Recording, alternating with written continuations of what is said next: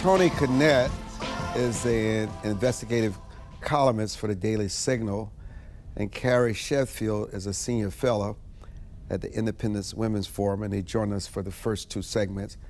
It is Saturday, July 19th, and thank you so much for joining us. Tony, what impact would Donald Trump's attacks on Fed Chair Jerome Powell have on the Fed in the future? And it's also obvious that after he met with the GOP, that made it clear they would not back or support him, and he's trying to fire the Fed chair. Well, I think the question really is boiling down to whether or not Scott Bessent gets to get out in front of the American people and talk after the president makes the statements. I mean, if Trump gets out and suggests that that Jerome Powell isn't doing his job and that, maybe he should leave or maybe he shouldn't, I think, as Bessent said later, Trump's working the ref. And if Bessent gets out and kind of makes an explanation for Trump's statements, then the market does fine. That's usually how those things roll. As to Jerome Powell and Trump regarding interest rates, Trump wants to play hands-on with the economy, and the Wall Street economic levers do not really like being pulled by a single individual person. That's not how it was set up to work. And so Jerome Powell's impact on that from managing interest rates and inflation in the Fed, that's obviously been a point of ire for Trump. But as for long-term impact, I think this is just another of Trump's. He gets loud and aggravated at people who don't carry through what he wants, and this is a good case of that. Carrie, it was Donald Trump during his campaign that talked about the Jeffrey Epstein files. It was Donald Trump and Pam Bondi, after Trump was elected and she became the Attorney General, that whet the appetite of his base, that they had something very explosive and that they were going to be very transparent in all that they do. And for the first time, and listen, I've watched the tape of Jeffrey Epstein in his jail cell, and I will tell you, there are about 3 minutes of that tape that was stitched together, was cut out. I don't know what it was, but it leads people to believe that now maybe Trump is hiding something. And we know that Elon Musk said after their bromance was over that attached Trump to the Jeffrey Epstein situation and said we may never see the light of this because of Trump's, whatever that meant. We don't know what that is. But I can understand the president saying there are more important things that we should focus on, I guess. But to call his base weaklings and to say, I don't want your support anymore, what is that all about? Well, I think that Elon Musk, I respect him as an entrepreneur and a businessman tremendously, but it's frankly laughable to try to attach some nefarious connection between Trump and Epstein, because if that was true. No. I don't want you to go down. I don't want you to go down that path. Joe Biden. Wait a minute, Carrie. I don't want you to go down that road. I want to focus on the commitment. I want you to focus on the commitment and what Trump and Bondi put out there, and the fact that all of a sudden he's saying there's nothing there, and yet he refers to his base as weaklings, and I don't want your support. I think that I think there's a very good chance we're going to see a special counsel in this case, and I think that could potentially help clear up a lot of this. I think it's not just in this case, but across the board for pretty much every politician, when they say things on the trail versus when they get in office, it's always different. We know that. And so I think that folks should remember that, because it's one thing to say, to make claims about something versus when you're actually having access to the documents. But overall, Trump's base is not leaving him. I mean, we know this. Within the Republican Party, he's got something like 90% approval rating. So yes, sometimes you have debate, you have some flare-ups, but I'm not concerned about this long term. I'm not concerned about the loyalty of Trump's base. But Tony, I'm going to stay with this topic. Pam Bondi, I remember the images where they were giving out documents to supporters to read for themselves. She said, I got it here on my desk. I've seen it. It is here. We're going to release it. So to sort of insinuate that they didn't know what they had before announcing, I don't know. They seemed pretty confident they had the goods. So I think that as much as I would love to, run in and drop a sledgehammer on, a plate glass window in this situation, I think that my colleague from the IWF is largely correct here that it's easier to run on something and say, yeah, I've got it. We're going to get in there. We're going to release it. And then you get in there and you open up the documents. And I hate to tell you, man, it just doesn't, from all of the evidence that I've seen through this so far. And again, any evidence that comes out, I will read it on the air verbatim without any exception. But as far as what we have so far, and again, including the testimonies of guys like Alan Dershowitz, I'm not seeing anything that suggests that Bondi's team is running some kind of a mass cover-up here. I'm not saying that Kash Patel and Dan Bongino suddenly one day decided they were going to flip off the American people and screw them over. I just don't see it. The idea that everyone is secretly involved in a conspiracy just because we as Americans are unhappy with the results, I mean, what? Come on, Armstrong. You know as well as I do, because you stay on top of this stuff, how easy it is to get influencers whipped up into a frenzy and possibly becomes likely becomes absolutely becomes, and they're hiding it. But Tony, who whipped them into the frenzy? The president. The influencers and the Trump administration through Bondi. Yes, by the way, I'm blaming Bondi in a lot of ways for the rollout. I don't think it's a cover-up as much as, and by the way, thank you for getting me back on track. I didn't mean to ramble off there. I do think it's true that Bondi screwed up the release. Okay. It's a terrible. The optics in the comms team here were bonkers bad at their job. And I said that in the February influencer binder palooza. The New York Magazine is still complaining that I was whining about that. So, Carrie, back to you. So on Thursday morning, I was in the United States Capitol on the Senate side, just a couple of hours after they passed that $9 billion federal rescinding of cuts to foreign aid and also public broadcasting. And I do know that Murkowski and Collins voted with the Democrats, but it was interesting because Senator Lisa Smith from Minnesota became gravely ill and a Democrat, and she could not vote for the legislation. She had to be rushed out of there. It goes to the House, and many Republicans, Carrie, agonize over cutting funding for aid and public broadcasting. What will this bill look like when it's all said and done? And what will it do? I think the word aid can be misapplied in many cases because in many cases it implies something charitable or noble versus a profligate waste of money for procedures, gender transition procedures, or things that are quite frankly are not worthy of the U.S. taxpayers when you're talking about the long list of other priorities that American voters approve. And so I think there's been some spin in the legacy media about these cuts, as it is for everything that Trump does. But I think it's fantastic what he's doing. It's finally nice to see Republicans rowing in the same direction in the White House and in Congress. And so I think this is just, and it's $9 billion for anyone, even if you are a billionaire. It's still significant, but it's still a very tiny portion. We need to have many more rescission packages, and so I hope this is just the canary in the coal mine in a good way of going down to get our fiscal house in order, because you can't have $36 trillion in debt. I mean, our debt to GDP ratio is higher than it was during World War II when we had this global, war against fascism in Japan. We're not in that place anymore, Armstrong. Like, we can't pretend like we're in a wartime zone in our spending. We've got to get it in order. Well, Tony, I consider myself a fiscal conservative. But I also, like Carrie, I care about people. I saw the images of those State Department employees losing their jobs. I saw them weeping and crying. And I've also seen early on in this Trump administration that people were terminated and they cut too deep. They had to bring them back. I don't think it's an issue that you need to cut. Of course, there are ways.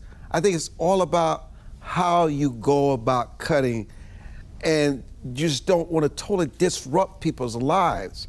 Are they going about this? Could they go about this in a better way? I got to tell you, I think that the way they're going about this is absolutely fantastic, especially regarding the Department of Education and the State Department. As a former teacher, I watched other teachers who tried to give parents the resources that they needed.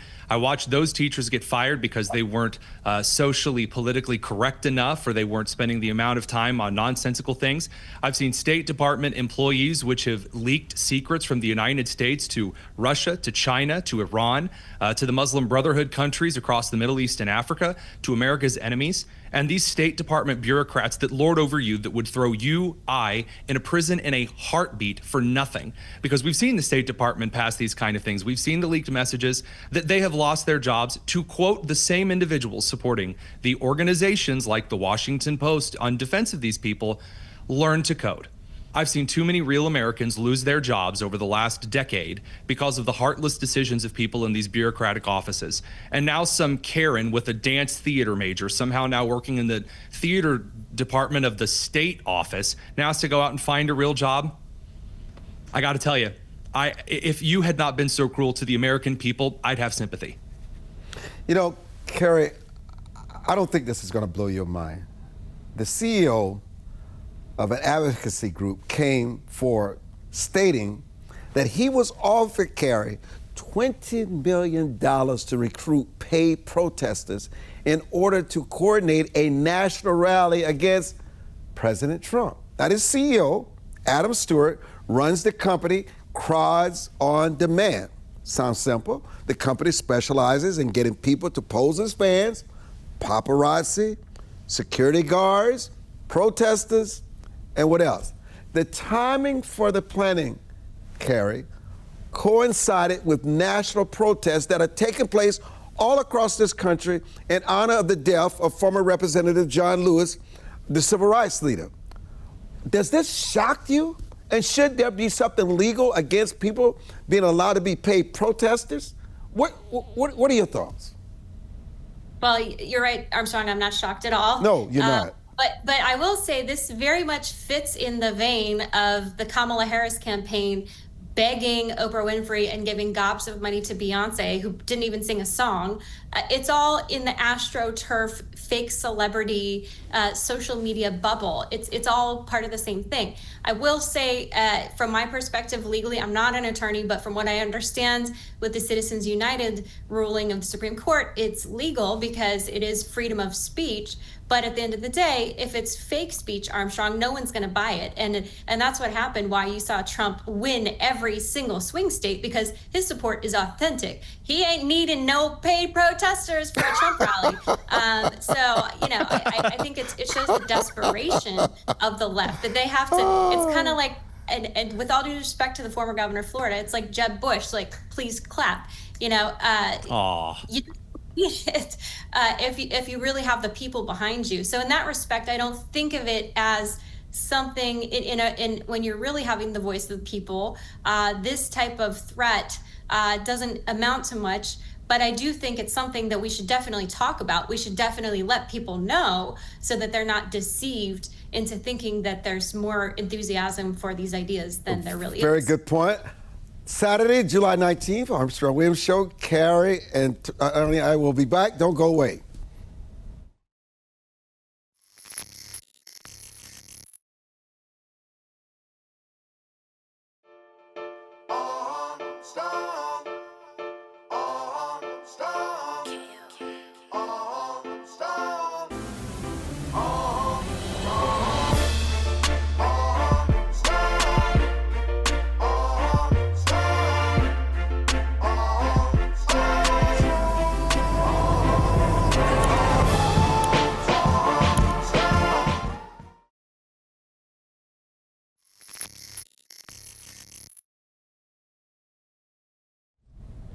So, Carrie and Tony, I was in London recently for my first visit at St. James Palace with Princess Royal Anne, and it was for Opportunity International. But I just have to share my experience with everyone. Here we go. On a gentle London twilight late last month, I arrived at the gates of St. James's Palace to attend a private reception for Opportunity International UK, hosted by Her Royal Highness Princess Anne, also known as the Princess Royal. The palace has a storied facade, which was commissioned by King Henry VIII between 1531 and 1536. Entering into the palace's corridors through unbelievable layers of security, I was captivated by the beauty of the tapestries hung on the walls celebrating the royal ascendancy and the successes of the royalty, as well as the personal family photos on display of members of the royal family, such as Queen Elizabeth II, Prince Filb, and their children, which included then Prince Charles and his sister, Princess Anne, their grandchildren, and more. Opportunity International began in 1971 with the vision of Al Whitaker and David Busco. Today, it operates across 30 countries and is guided by 3 pillars: agriculture, education, and micro-enterprise. It is also motivated by Christian values and embraces individuals of all faiths and backgrounds. In 2024 alone, they released $2.5 billion in capital to 21.2 million unique clients through 146 partnerships with financial services providers. And since their inception, more than $30 billion has been invested and has created a ripple effect of economic opportunity around the globe. Thank you. And I encourage people to support Opportunity International, but it also made me realize the deep bond that continues between the UK and the United States. In fact, Princess Anne did mention to me that they were planning the state visit for President Trump even before it was in the world press. Welcome back. So Tony, I think it's in Portland. It's either Portland or Seattle that the council is thinking about evicting DHS and ICE from their headquarters because it causes too much chaos for their city. And I was saying to myself, you can evict the federal government? Your thoughts? Well, there was this state called South Carolina, which attempted something. It didn't go over very well. In fact, it ended with the burning of the entire American South. So if Portland would like to try this out, by all means, I'm sure Tom Homan is waiting on his tippy toes to sprint in and deck whatever individual thinks he can throw the federal government out of a place where they have the right to uphold federal law. And this is a decision that was made by Portland ages ago to allow the federal government to set up shop there. They were going to have to set up shop somewhere. You don't just get to say, oh, sorry, I'm taking it back because some, again, gender fluid barista on the city council decides that federal officers look really scary. Why do you think the president and Hegseth has decided to reduce the National Guard, cut at least 400 to move elsewhere out of Los Angeles now? Do you think they are getting the riots and the protesters have gotten that under control? Tony. So that in short, I think that once the riots were calmed down, no one was willing to go up and arm wrestle a U.S. Marine. And once the operations that were desired by the Trump administration had concluded, well, again, once the federal officers are no longer there to be threatened and attacked, I don't see any reason for them to stay there as a show of force. I know Joy Reid thought that this meant martial law was going to be coming down and, our dear colleague here was going to have to put on a red dress and a white bonnet, but that hasn't happened yet. What do you think they actually accomplished by sending these troops to Los Angeles? Not having dead ICE agents. The attempted murder really shot down by the individuals that were backing up federal law enforcement. The individuals who are currently still with us and breathing, the criminals that are now off the street. This decision that was allowed to get out of control was dealt with the National Guard, like a majority of civil rights-based incidents throughout the 20th century. Now we're just in the 21st. Carrie, in June, the U.S. Customs and Border Protection Agency recorded its lowest ever number of apprehensions at just 8,024 of illegal immigrants. And even crazier, Carrie, is that the United States southern border during that month, that already represented 15% drop from the previous month. And They even recorded their lowest number of apprehensions in a single day with just 136. Now, the number of narcotics seized has recently dramatically reduced, likely because Customs and Border Patrol agents are aggressively tracking down and apprehending these drug smugglers. But of course, no good deed goes unpunished, because it's been reported that there's been an 830%, believe it or not, increase in assaults against Border Patrol agents. Why? It's because the legacy media is whipping the left into a frenzy to hate their fellow Americans who voted for this. I voted for this, Armstrong. This is promises made, promises kept. And nobody can say that Donald Trump did not accurately say what he was going to do and then go and do it. And what's interesting is American Enterprise Institute, which is not a far right, it's center right think tank here in DC. They recently found polling that 54% of Americans, a majority of Americans, say they want every single illegal immigrant deported to their country of origin, whether or not they're criminal or not. And that's very interesting, because you're talking about potentially 11 to 20 million people. So the American people are really fed up with illegal immigration. And you know what's interesting? Even Obama's Civil Rights Division of the DOJ under Obama, they issued a report basically showing how Black men, especially low educated, college dropout or high school educated only Black men, they're the ones who suffer the most from illegal immigration, because it drives down their wages, because these illegal immigrants are coming in and just being willing to work for pennies on the dollar compared to what an American citizen would want and the quality of life for an American citizen. So I think what's interesting is to see that there are a lot of people within the MAGA conservative base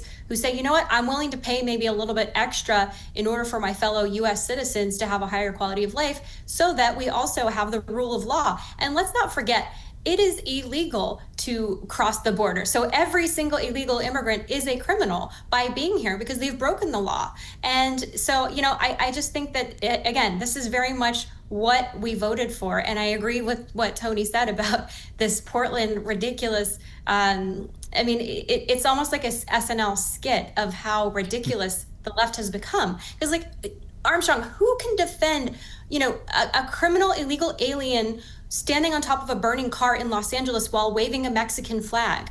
I mean, but yet this is somehow the hero of the left, the folk heroes, and this is why they're going to keep losing. You know, Tony, things are quiet in many ways in the Middle East between Israel and Iran. Syria decided to withdraw its troops to make sure it does not escalate conflict with Israel. Things don't seem to be as calm between Russia and Ukraine, but it seems as though Donald Trump's foreign policy in many ways is actually working. Well, I mean, I know this is a big shock and surprise to a lot of people that the John Kerry foreign policy of just handing over things to radical Muslim factions isn't exactly successful. It turns out when you actually run the U.S. military like Teddy Roosevelt did, you get results. And of course, as someone who's been outside of the country, I know a lot of my colleagues on the left and the right believe that in the heart of every person in the world is just this loving, sweet thing that yearns to be free and be just like us Americans. But that's just not the truth. And so when you actually start treating foreign policy as an act of strength, not as an act of democracy building, good warm-heartedness, or hyper-isolation where we pretend the rest of the world doesn't exist, but you simply say, these are my boats, these are my allies, if you touch them, you will be glass. That's an effective foreign policy, and it turns out that gets results. You know, Carrie, what about Russia in Ukraine? I know Trump doesn't trust Putin anymore, and I know he's drummed up the rhetoric about supporting the United Nations, sending over the U.S. Patriot missile to Ukraine. He's saying that the EU and others are going to pay for it. But do you see any end in sight with that conflict? I think what Trump is doing, he's been consistent across the board, because if you look at his first term, he was Ronald Reagan embodied peace through strength.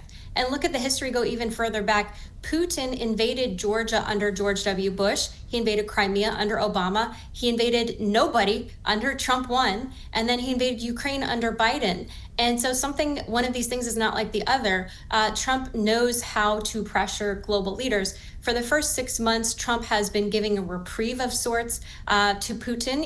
In diplomacy, we use carrots and sticks. But let's not forget that in his first term, the Ukrainian people asked for lethal weapons, and Trump gave them that, whereas Obama gave the Ukrainians night goggles and blankets.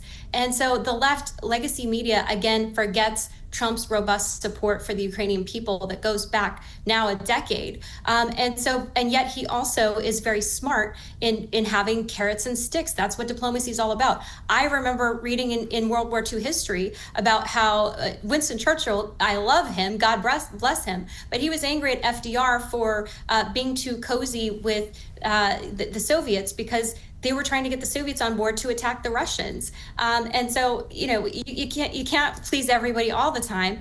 But at the same time, Trump knows that at the end of the day, America has a bigger stick than the Russians do. And so now he's going to move to sticks. He tried carrots for the 6 months. Putin hasn't responded. And what I love about what he's doing with this missile defense system is that it's going to be American-made products. We create the best weapons here. But as you said, Armstrong, it's going to be paid for by the Europeans. They will finally, and I will repeat this, I said this on the BBC, I said the reason why the Europeans at NATO are calling Trump daddy is because finally the NATO European teenagers are getting out of daddy's basement. They're paying their own bills. They're finally graduating. They're getting a job. They're taking responsibility for their own security. They're stepping up to their own commitments. They're the ones who committed to 2% GDP. Almost none of them were doing it until Trump came on board. And now Trump's moved the goalpost even more to 5%. So thank you, NATO teenagers. You're growing up. And thank you, Daddy.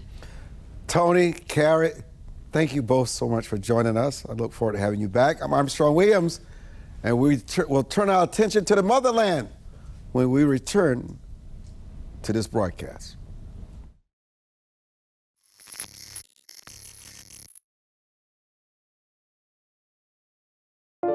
It is easier to build up strong children than to try and repair broken men.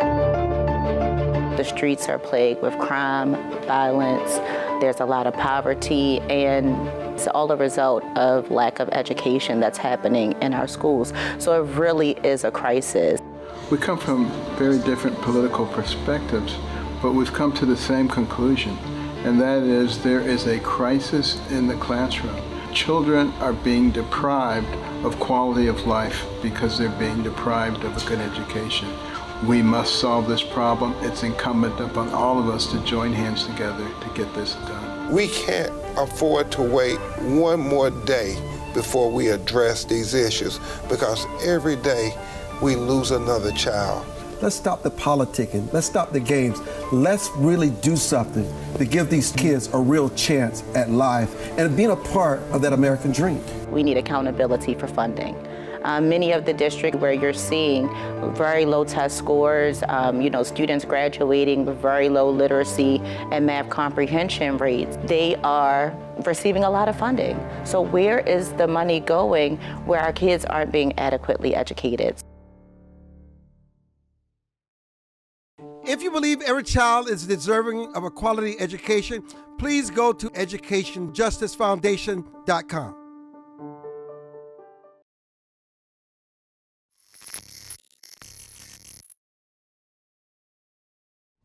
And welcome back. Dr. David James is the co-founder and manager director of the Global Initiative for Advancement of Africa. He joins us. And Dr. Utchay Odims is the co-founder, president, Global Initiative, also for Africa GIAA. So let's talk about the continent. And you have the core mission of the African Ambassadors Economic Forum in Washington, D.C. What is this forum?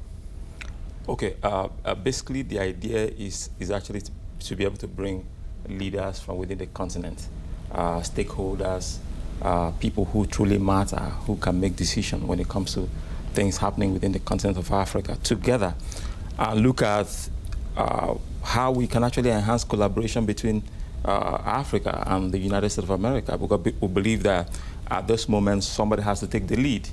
More than ever before, we believe strongly that there must be a deliberate attempt to enhance the relationship between the U.S. and Africa.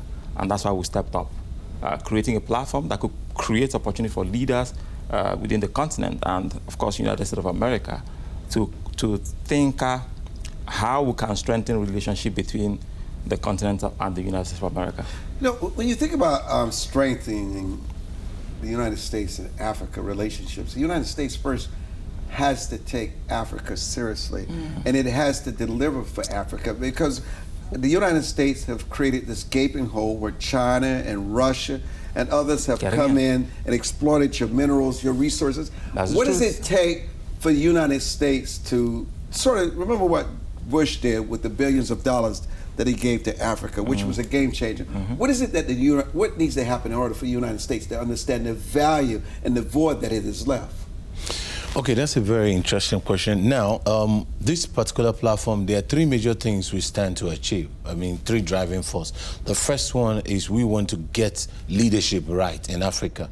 The second is to get trade right. Now, when we're talking about trade, we're not talking about just picking up mineral resources. We're talking about value-added trade. And thirdly, we are interested in having African Americans and Africa unite together and speak with one voice. That's the only way we can make the continent proud. So in terms of trade, one of the biggest things that the United States government needs to do right now is to do what we call value-added trade with Africa, and not just doing trade and all. So we are paying premium on that. So what that means is, don't just take the resources and move it over to the US. For instance, we have a lot of cocoa in a place like Nigeria and Ghana and all. Don't just take cocoa and bring it over to the US. After you now refine it and the rest of it, you now sell it times 10 of the amount. It turns to chocolate. At the end of the day, times 10 to us in Africa. No, open up factories that can actually manufacture chocolates and the rest. With that, we can create employment. Because one of the biggest problems in Africa right now is economic problem. We need to mitigate that gap. And the United States of America has the wherewithal, the technology, have everything. And that's why we are like, we need to have a close partnership with the United States so we can make Africa great again. And that's what the whole drive is all about. And if we have all the mineral resources, the US need that. We have all the manpower. We have a very vibrant, youthful population. The United States need that. Let's have partnership. Let's do business. Let's not do aid. Let's do trade, value-added trade, and with that we can grow the continent. And at the end of the day, the United States will be giving some thumbs up. So that's what we are driving right now. We need more of partnership with the African continent. You know, what's interesting about that, I've heard privately from many people on the continent, when the United States decided to abolish and defund U.S. aid, many African countries thought it was a good thing. Yeah. Why? Honestly, for me, we see it as a no-brainer, right? Because if you look at how much money has come into Africa over the last decade, right? You ask yourself, where are those monies going to? Who's managing the money? So it's not just about bringing money. So who is managing the money, and what is the impact of the money that is coming to Africa? So we think the only way you can buy a continent is to show them how to fish and not how to consume fish. I believe the idea of providing aid that has no direct impact on the people is doing the continent a disservice.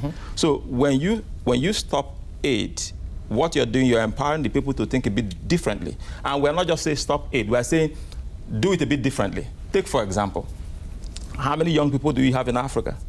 Millions of them. In Africa, you have you have about 70% of the population within 35 years old. Why don't we begin to think of a strategic way of empowering that demographic, right? The only reason why everybody wants to run out of Africa is because there are no jobs, right? Life there is a bit difficult. But the truth is that if we reverse it and provide capacity for these young people who are there, those ones can be anywhere in the world and get access to jobs. The internet has made things a bit easy right now. So we're saying US need to partner with Africa a lot more strategically. Aid hasn't helped Africa in the last 20 years. It hasn't, right? So what do we do differently? What we want to do differently is to get US to partner with Africa in such a way that there will be a meaningful, trackable progress in the area of capacity building for young people, because those are the ones truly that will build the continent. How do you address, you talk about leadership, how do you address the corruption, the greed, the exploitations with certain African leaders in the motherland? How do you address that? People believe that a lot of them are no different than the colonialists that they defeated, and they become the new colonialists, because people, in terms of working out for people, giving them the economic structure, giving them the food and agricultural base, bringing them out of poverty, they just don't see it overwhelming in some of these countries.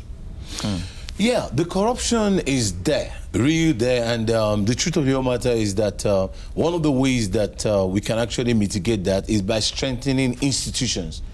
If you look at Africa very well, you see men are more powerful than institutions. Yeah, that's why even the U.S. need to actually help out. A place like the United States, there's some certain things you can't do, because they are strong institutions. I once said something in the program in Namibia. I said, bring the most corrupt leader in Africa and bring him to like US or America. In 3 months, he's going to throw in the tower. Because when you want to steal their systems and structures, you can't steal nothing and all. Yeah, that will checkmate you and all. Yeah, that's the truth. If we can do same in Africa. So you're changing the culture. Yes, changing the culture. And we need America to actually help out in this. And not just, okay, we elected that president. Most times the elections in Africa is not even by election, it's selection.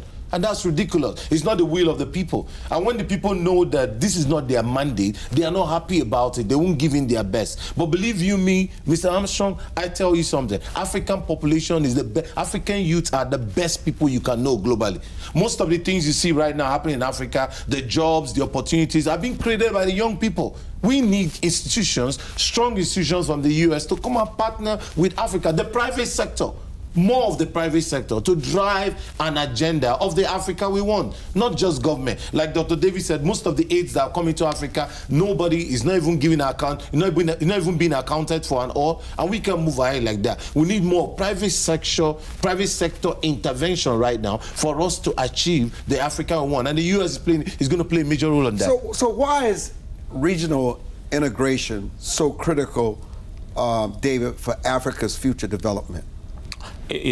Thank you very much for that question, sir. As a matter of fact, if you look at the way Africa is structured, right, intra-African trade is below 20%, and that shouldn't happen, right?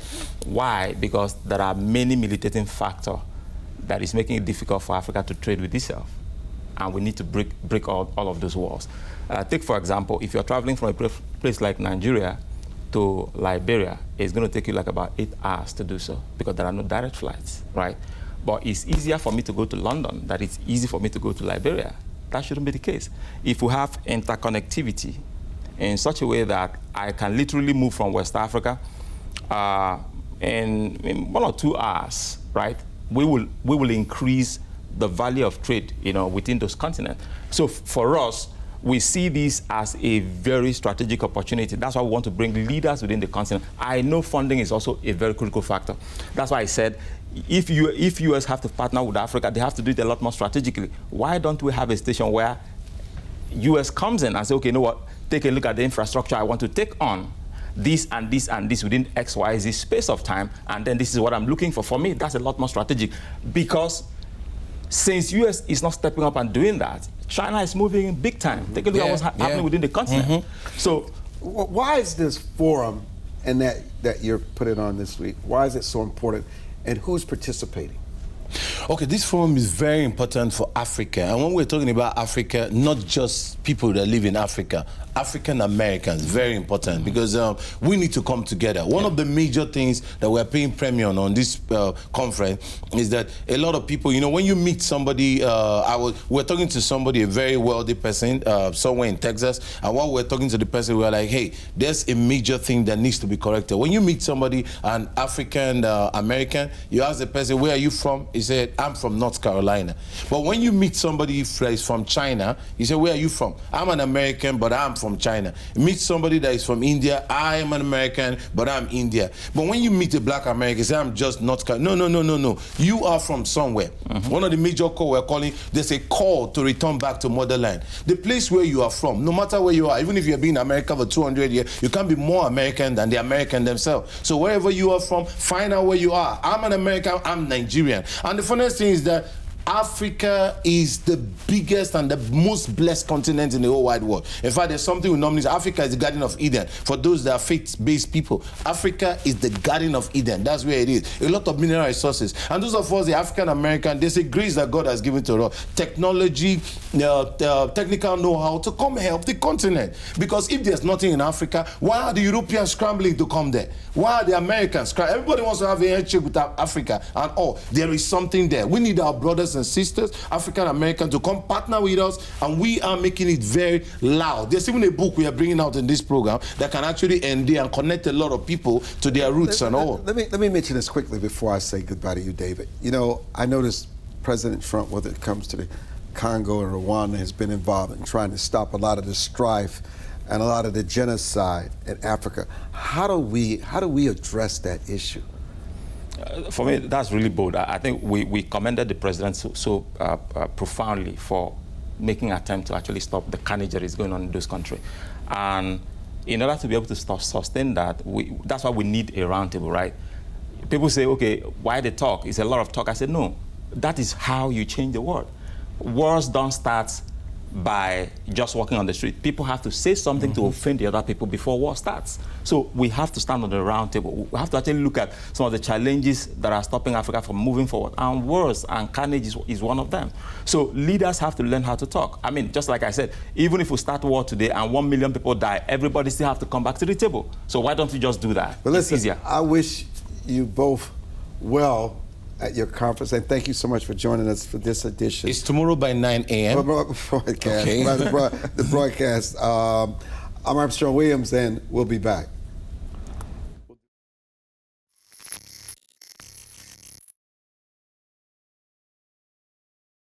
As a home buyer, you need a lender who cares about your home ownership dreams.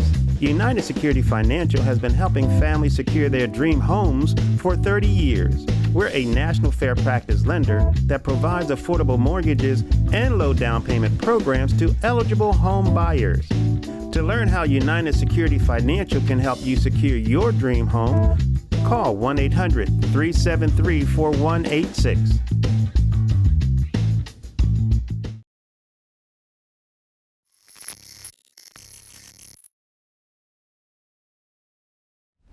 Welcome back. Joe Griffith and Jordan Goodman joins us to talk about the economy. There they are.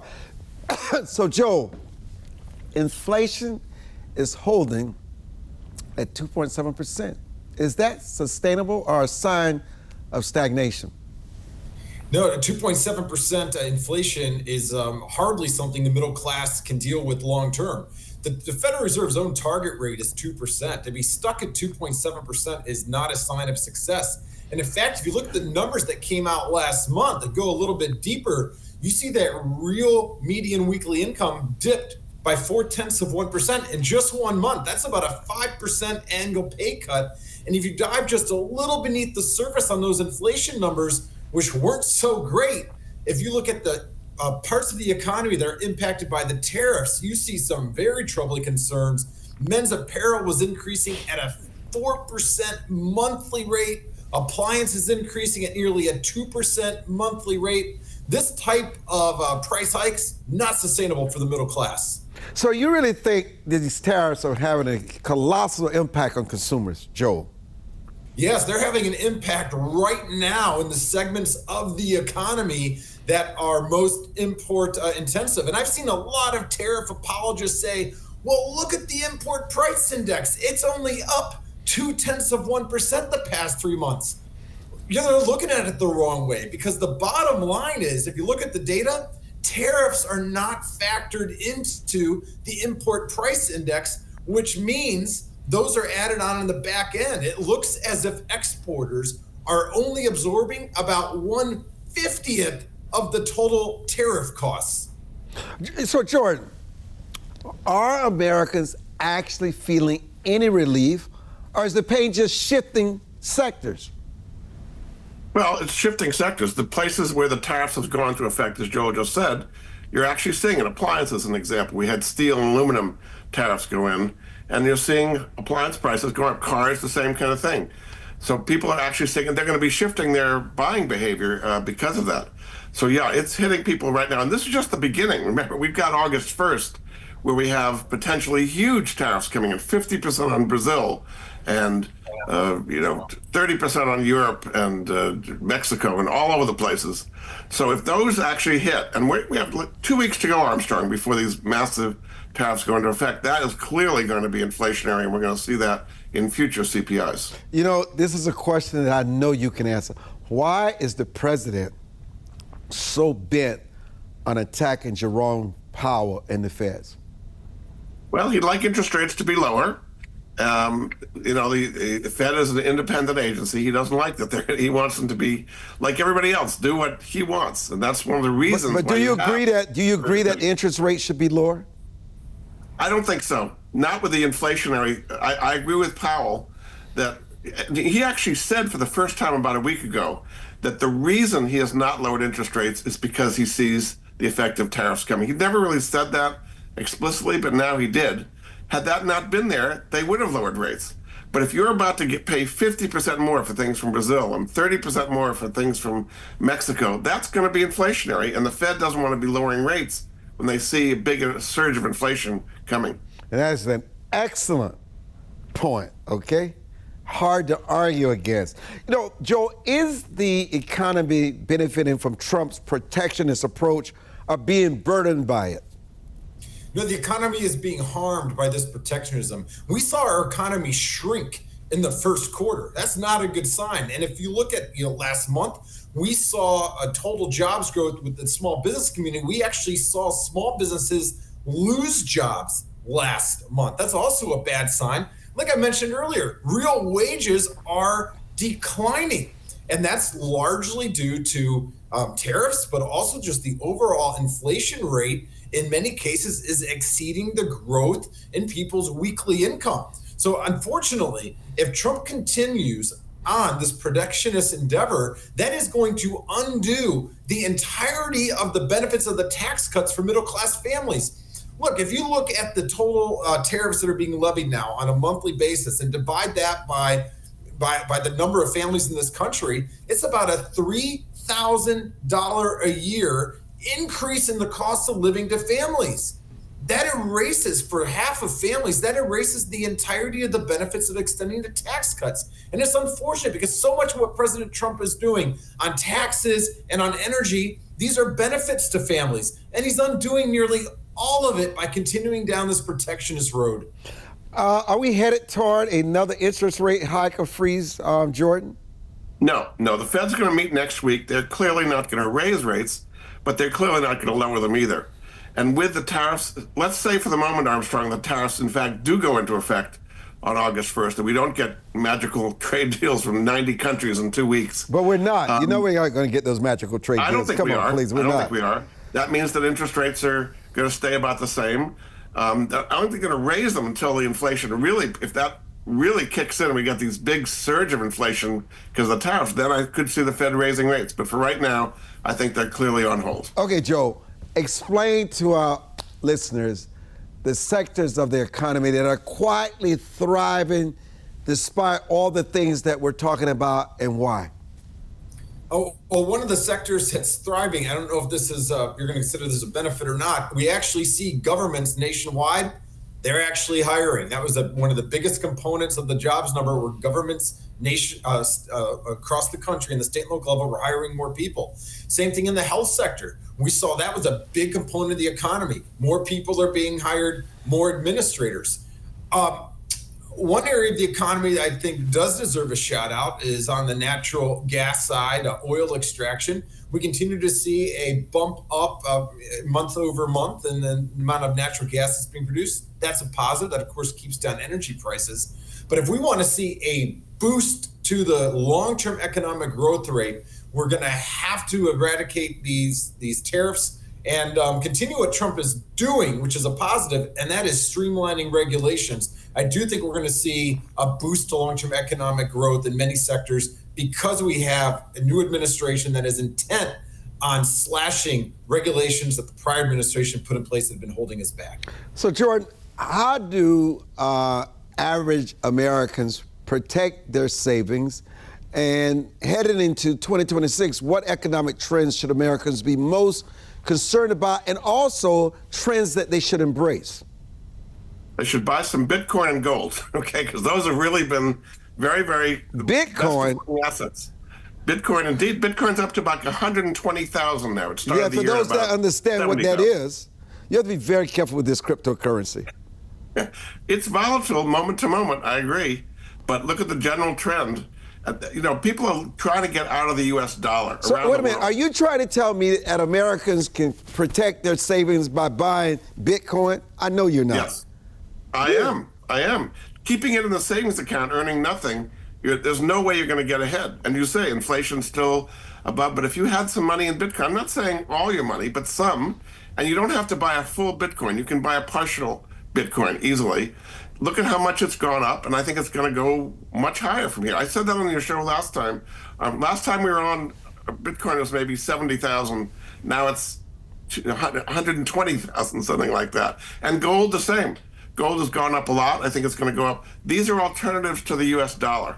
And around the world, individuals and companies and countries are trying to get out of the U.S. dollar, and that's the place they're going. Yeah, now Gold you're and- saying that countries are trying to get out of the U.S. dollar. You know, Joe, Right. listen, when the BRIC conference was recently held, China nor Russia participated. Joe? Well, if you look at the first 6 months of this year, our dollar dropped in value by more than 10%. In fact, the drop in the dollar the first 6 months of this year, this was the worst performance in the first half of a year since 1973. So indeed, the U.S. dollar is losing its value. And if you travel overseas, Oh, no, I know firsthand. I was in London recently. I know firsthand it's true, okay? Yeah, I know it's the truth. Listen, give us some hope in the last minute 30 we have left. Is there any hope for Americans that want to create wealth, sustain where they are, and not lose their lives and have a future for their children?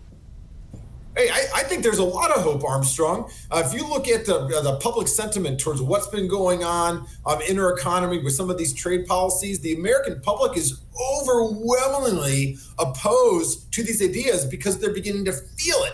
And I think that politicians, by and large, are responsive to the public. And I think there is going to be a rollback of some of those policies. Second of all, even as things become more difficult in this country due to the bad fiscal decisions of Republicans and Democrats, we have an entire world that we can invest in easily, not by having to move overseas, but by actually investing in emerging markets, investing in nations that have even a better free market system than we do. So I believe the future is bright for those here in this country. I cannot thank all my guests enough. Tony, Carrie, David, and our guests, Joe always, Jordan, thank you for bringing common sense and truth and passion to this conversation. WGLA 24/7, thank you guys, and Howard Sturk Holdings for making this possible. I'm Armstrong Williams, and enjoy the remainder of your weekend.